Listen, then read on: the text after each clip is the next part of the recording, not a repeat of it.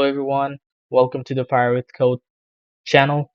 And yeah, I'm again after a long time. Yeah, now with the face reveal. Uh, not not a special face reveal. It's a normal thing. So yeah, so this time I will be showing you that how to use the power of Console.log. So we're going to start off with learning the power of Console.log to make our debugging life easier. So without any further ado, let's jump right into it. So the first thing we're going to learn is about Console.count. You see, Console.count. So what it does, let's see. I'm going to hit save, and it's logging that default 1.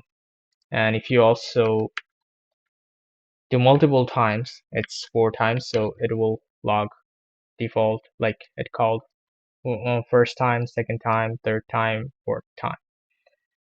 Now, what is it used for? So let's say you want to know how many times like uh like a text called, like if you do console.count, it can have a label, and inside of the label we can sorry mm, so if you do it again, like you see the label, it's called first time, second time, third time, fourth time. And if you also do another one, console.count label 2, and now it will start off with 1, 2, 3, 4. So basically it's just a counter for your logs. So you can also, like, you can know how many times, like if you are using React, then you know how many times the component is rendered inside of the React, like inside of a React component. You can do console.count, and it'll show how many times it renders. So let me show you inside of a function how it's going to work. Let's say we have function uh, greet, so return hello. Yep, let's do this, and then console.count, we're going to say here greet, uh, greet method called okay, greet. Now greet method called once. Okay, then if I do it again, it'll show twice. So yeah, that's how it's work. So that is all about the console.count. And now we're going to learn about another console power, which is called Console.time. So let's see what it does. So we will do Console.time, and it needs to have a label, or if you don't have if it doesn't have a label, it will work too, like Console.log, Console.time end. You need to end the time here, and the default, it will show the default label, and the time starts from here and ends here, so it just shows you the duration of from time start to end. So you can, with this, you can like use it inside of your large code base to know um how many time it's taking to process the large code base or a method, like if you have a huge uh method which have huge things going on inside, so you can calculate that how much time it takes to do the process. So yep, so let me show you some examples with it. Hmm. So let's say you have a function called cook. Okay. So cook rice. Let's say it cooks the rice. So and then what it does is, let's start off with uh, console.time, which is cook rice. Need to have the same label. So console dot now let's run a for loop here. For let I is equal to 0, I is less than, let's say, 10,000, or maybe 100,000, and then I plus plus, and then code here, the logic goes here, and then console.time end, which is going to be cook rice. Now let's see what it does. Cook rice. So cook rice. So the cook rice takes around 1.30 something milliseconds. Now if you want to log some times, like in the middle of this block, like from the cook rice start to end, you can also do here console.time.log, where cook rice. So you can log that time here, and then you can do some other operations. Let's say the same.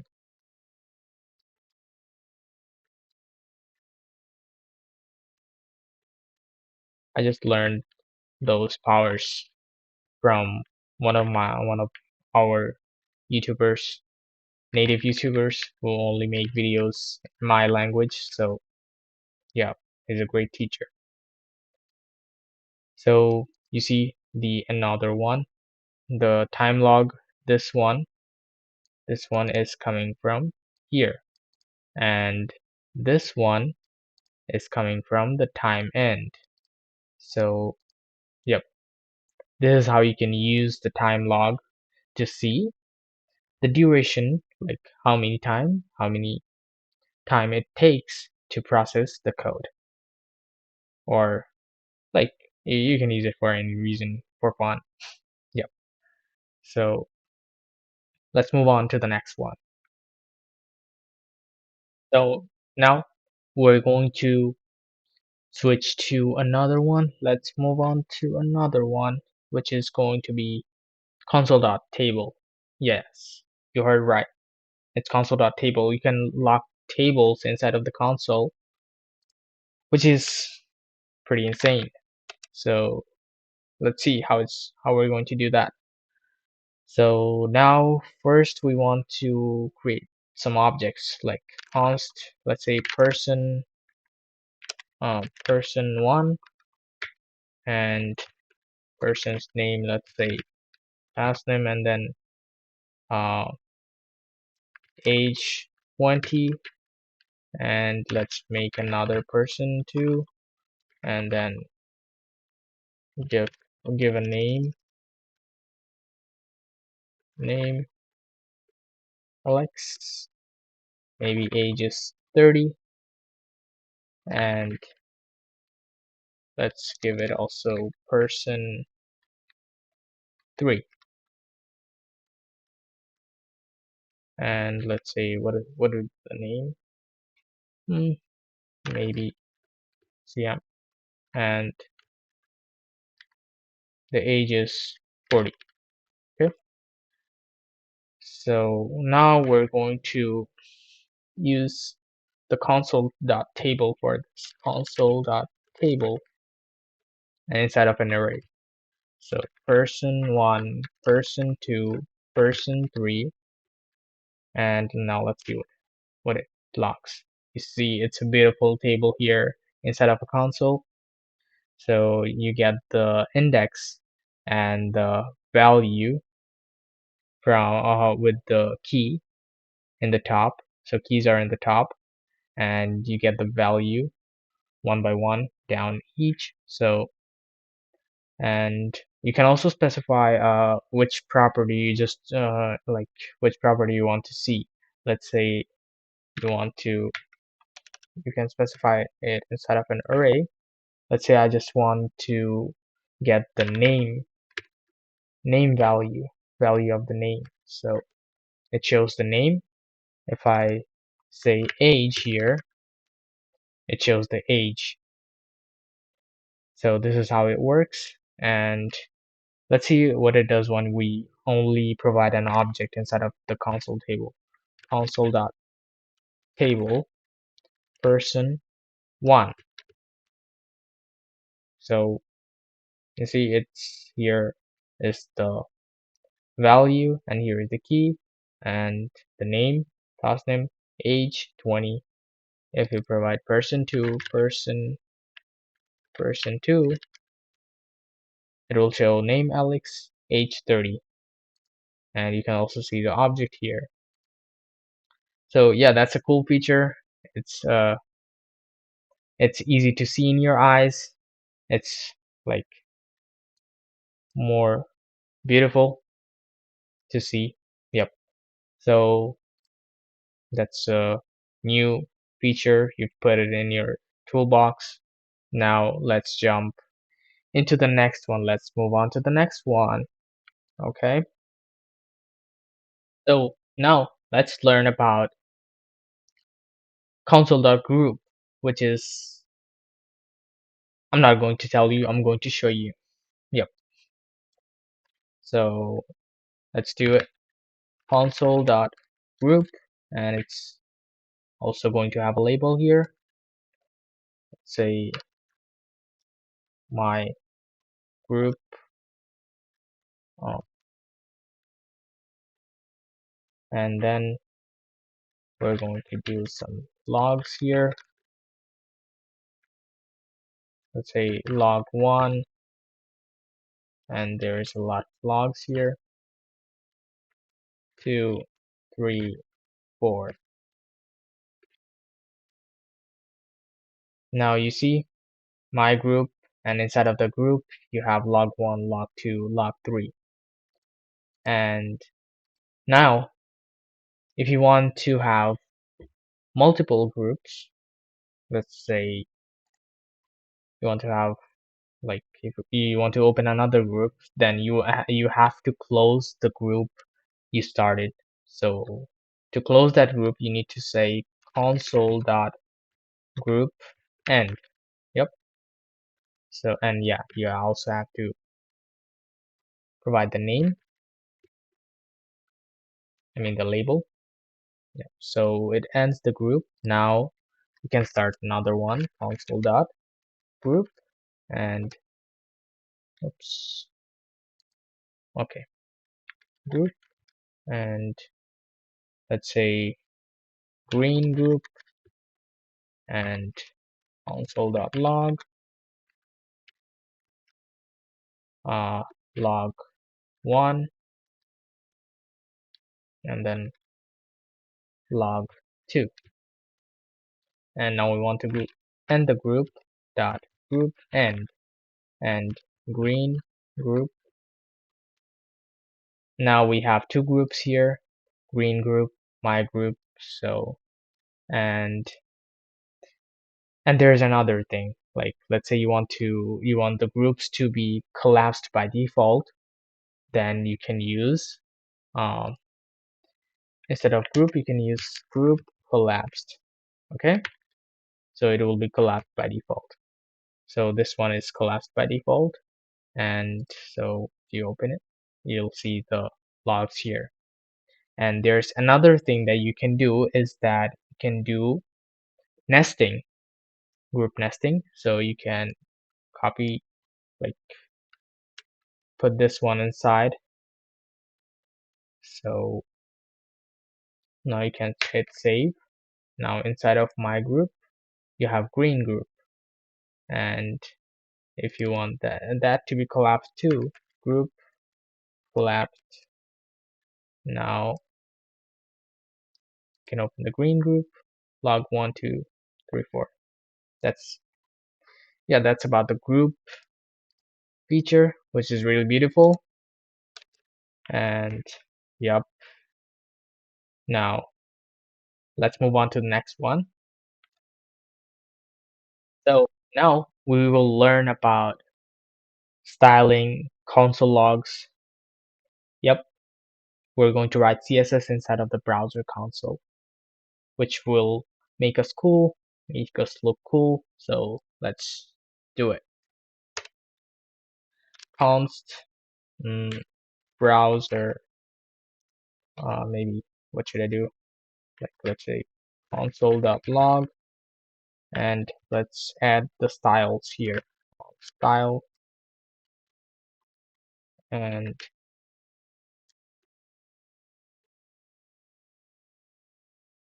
now background color,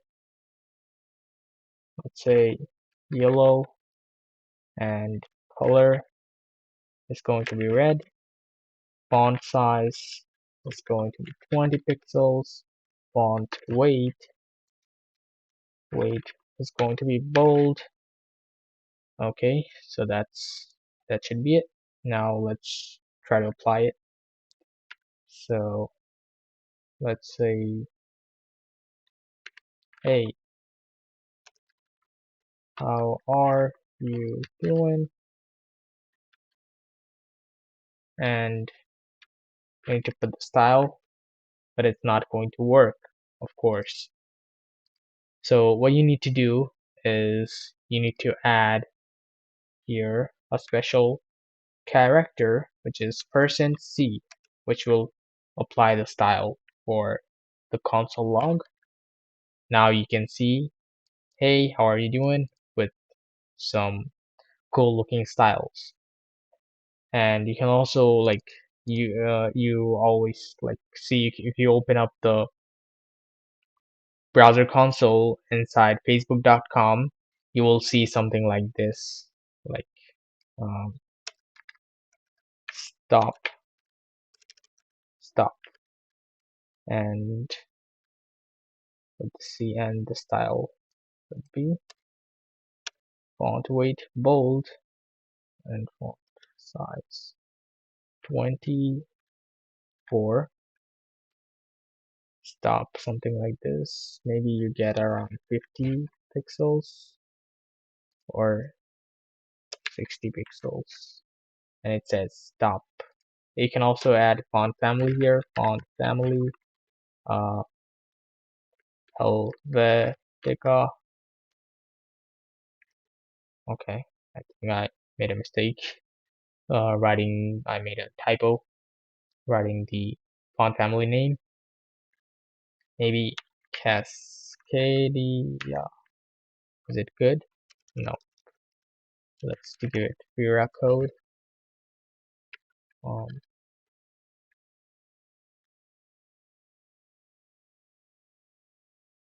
it should work. Yep. Stop. And if I do operator mono,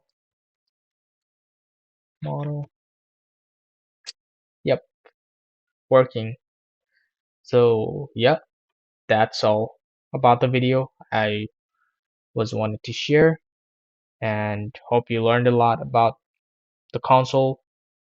So now you have powers of console inside of your toolbox. Yeah.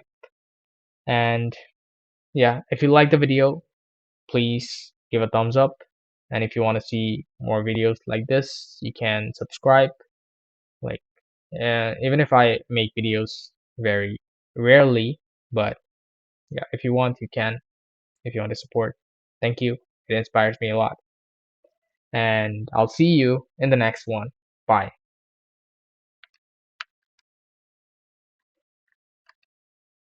Not until you fall that you fly. When your dreams come alive, you're unstoppable. Take a shot.